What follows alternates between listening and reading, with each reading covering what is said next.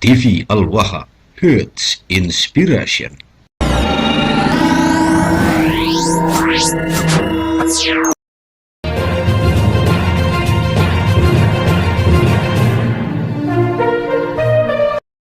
Assalamualaikum warahmatullahi wabarakatuh. Sahabat TV Al-Waha, dari kawasan Sejuk Buniwah Kerajaan, Kecamatan Bojong, Kabupaten Tegal, Jawa Tengah. Inilah channel TV Al-Waha Hits Inspiration.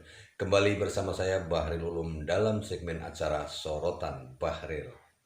Sahabat TV Al-Waha, kali ini saya akan mewawancarai seorang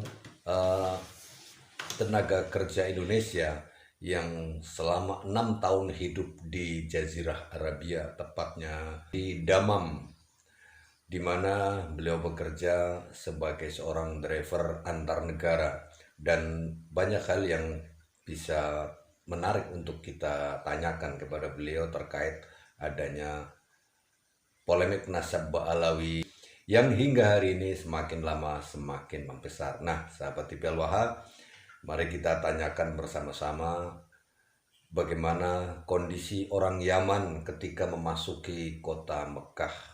Ini dia wawancara saya dengan saudara saya, Haji Rasino Ahmad Subili. Assalamualaikum Pak Haji Rasino Ahmad Subili. Waalaikumsalam warahmatullahi wabarakatuh.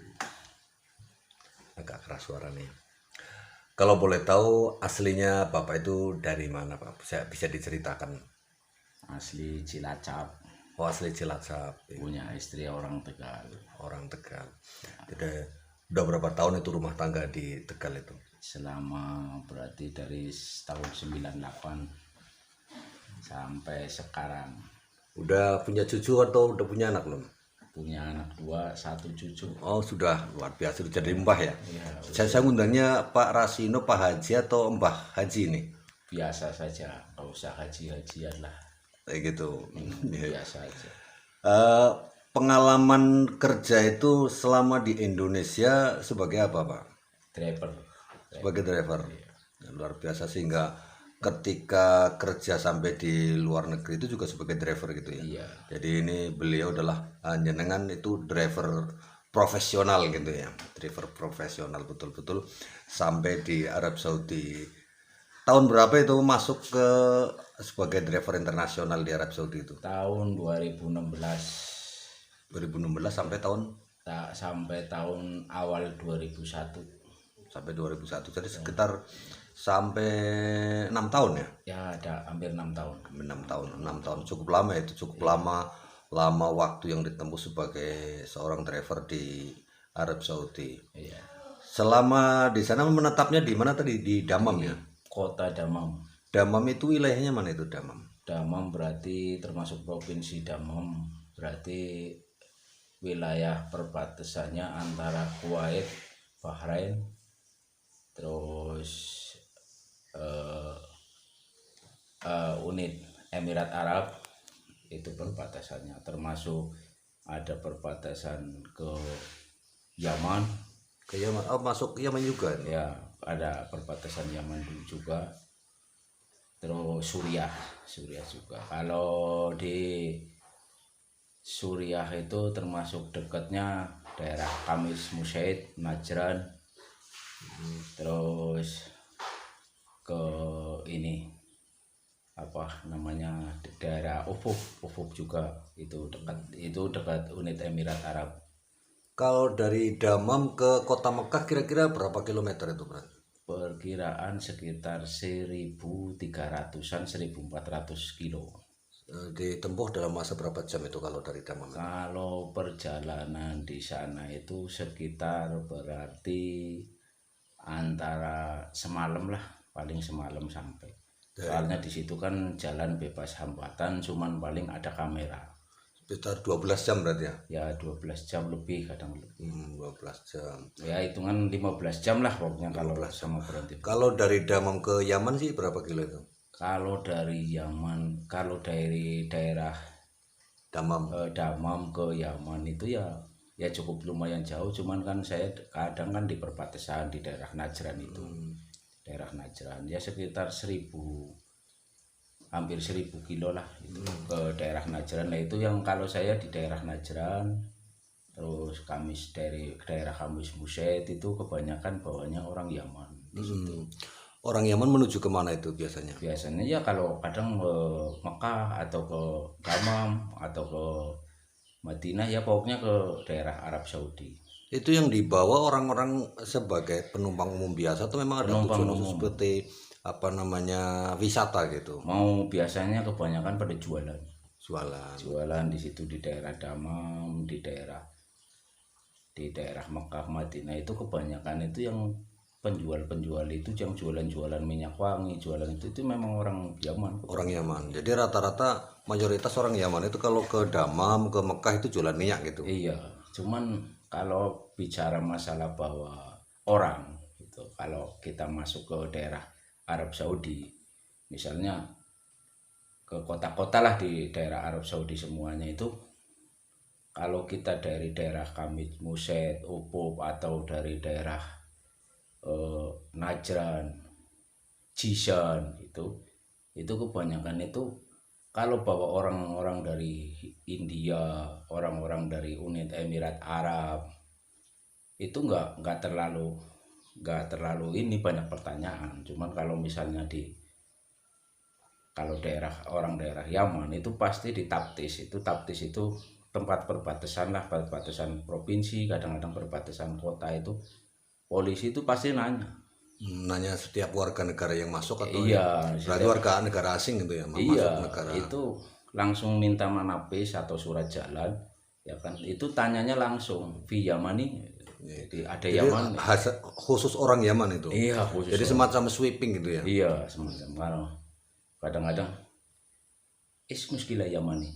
Akatir muskilah gitu.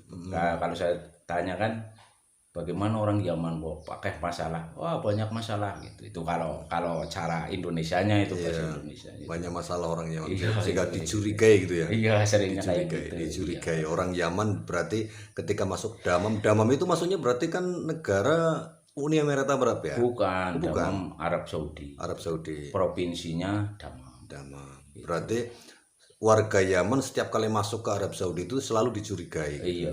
Oh, saya kalau dari Damam itu mau ke Kamis Muset atau ke Najran itu kadang-kadang itu kan negara perbatasan itu perbatasan tuh kayak ada bom meledak gitu. Kayak itu. Ya mesti kayak banyak peperangan lah di situ. Kayaknya sih, cuman saya sih nggak ngeliat sendiri, cuman dari dengar aja dengar dari ledakan ya gitu. Surat tembakan mungkin Iya, barangkali. itu sering itu kalau saya ke daerah. Pokoknya kalau dari Damam kan Jubel, ke Damam terus Upub. Kalau Upub terus ya larinya ke Najran, Kamis Muset, Jisan itu daerah situ. Gitu. Nah, untuk apa namanya tadi warga Yaman khusus yang ketika masuk ke Damam atau ke Arab Saudi itu selalu dicurigai. Pak Haji Rasino ngerti nggak alasannya apa sih? Apakah hanya sekedar ribut-ribut, selalu bikin ribut atau ada alasan lainnya itu? Kalau alasannya sih saya nggak tanya, sebab kalau di sana itu banyak nanya itu ya kadang-kadang urusannya berat lah gitu. Soalnya tahu sendiri, memang saya akui yang namanya polisi itu surto, kalau di sana itu surto gitu. Surto di sana itu tak akui memang jujur hebat-hebat dan tidak mau banyak pertanyaan gitu, maksudnya ke yang bukan bermasalah gitu, itu nggak mau banyak tele-tele lah. Paling kalau misalnya kalau bertanya-tanyanya sama penumpangnya yang orang Yaman. Kalau memang penumpang itu kalau yang dari India, dari Uni Emirat Arab misalnya, ada yang dari Qatar, itu tidak pernah ada masalah.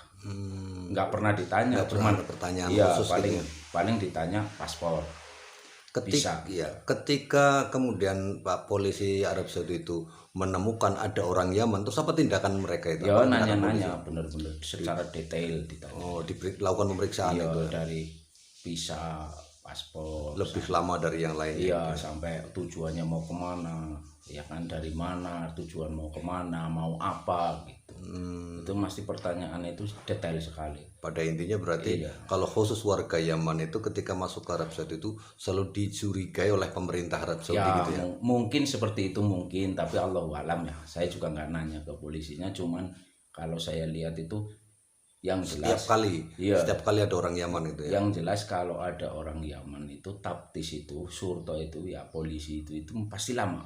Mas Pertanyaannya itu banyak, kadang-kadang terus dibawa ke kantornya, nggak tahu di pertanyaan apa, tapi terus balik lagi. Iya, tapi itu menjadi lebih lama dari yang lain. Iya, lebih lama kan. Dengannya menunggu jadi lebih lama gitu. Iya, kalau orang-orang yang bukan dari Arab, yang bukan Arab Saudi, terutama yang bukan dari Yaman itu paling lihat kalau nggak paspor visa, ntar lihatnya kayak kalau di sini tuh semacam KTP gitu. Udah kelihatan udah itu. selesai itu ya. Udah selesai udah. Tapi kalau orang Yaman Iya. pertanyaannya banyak sekali gitu Iya, ya. Berarti kadang-kadang gitu. antisipasi keamanan barangkali itu Iya, ya. memang terkenal di situ rewel-rewel sih.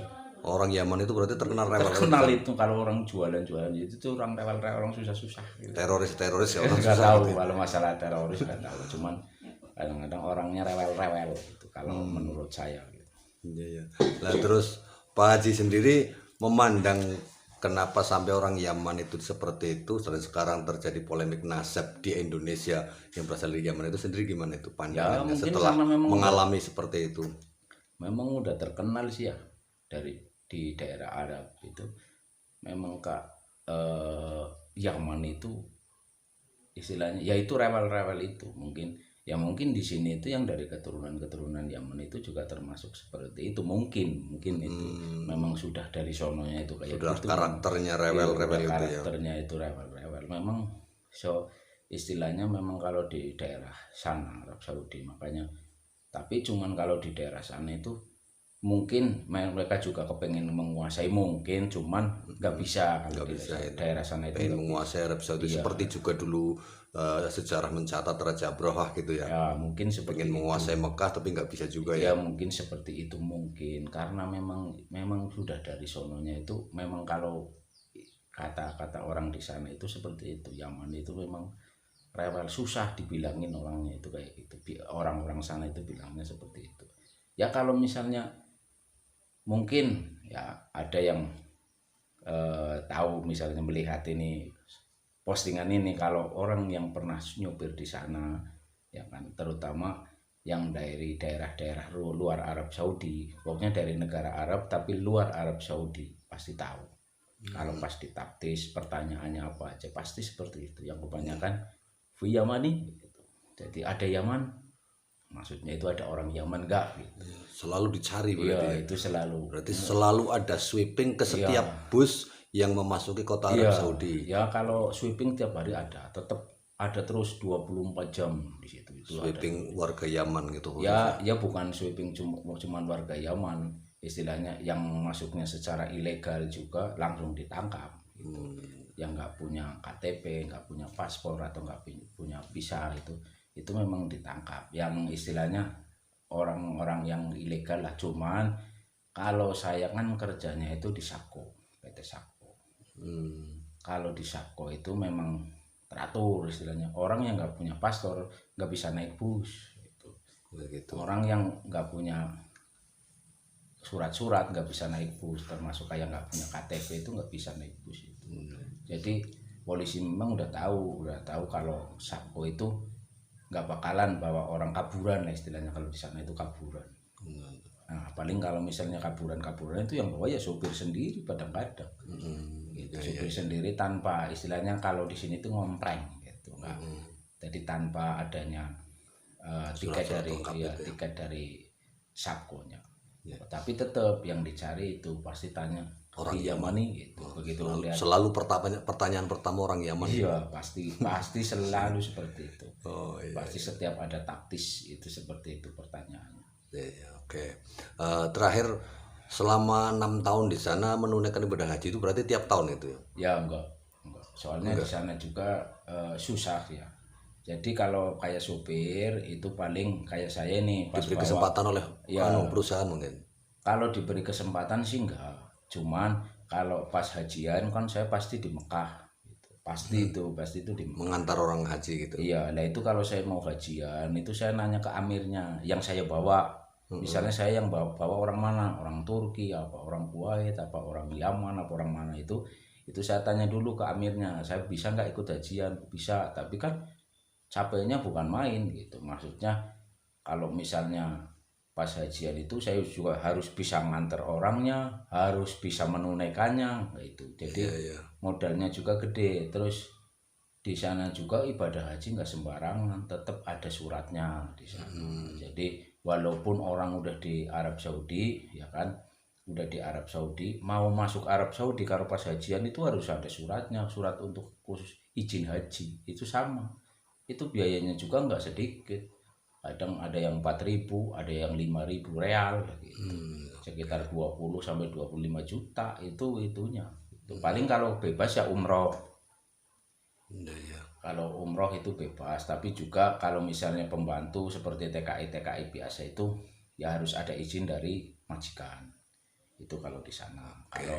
Kalau saya supir sih, misalnya dari Damam, ya bebas mau ikut umroh. Sambil nunggu penumpang yang Ya, ikut umroh gitu ya. Iya, sambil nunggu penumpang umroh terserah, mau jalan-jalan terserah gitu. Itu kalau umroh gitu ya. saya. Oke, terima kasih Pak Haji Rasino Ahmad Subili. Ya, sama-sama.